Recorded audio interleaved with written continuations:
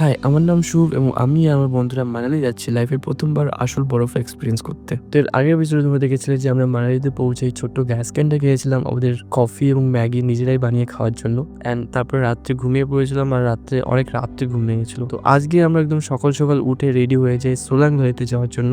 তো সকালে সবাই রেডি হয়ে বাসে উঠে কিছুটা যাওয়ার পরে আমরা রাস্তার পাশে সুন্দর সুন্দর বরফ দেখতে পাই। প্রচুর বরফ পড়েছিল রাস্তার পাশে। আমরা সবাই এখন কোথায় যাচ্ছি? এরপরে আমরা সোলাং ভ্যালিতে পৌঁছাই এবং পেঙ্গুইনের মতো এই জামাগুলো আমরা পরে নিই। আমি যে জুতোটা নিয়েছিলাম সেটা আমার পায়ে হচ্ছিল না, কিছুক্ষণ পরে ওটাকে চেঞ্জ করে একটু বড় সাইজ নিয়ে পরে নিই এবং আমরা রেডি হয়ে যাই বরফে গিয়ে খেলার জন্য।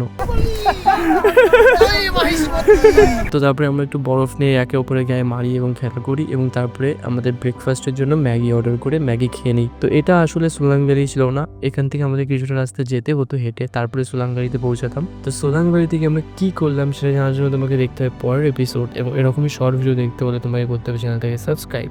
দেখা হবে পরের ভিডিওতে, বাই।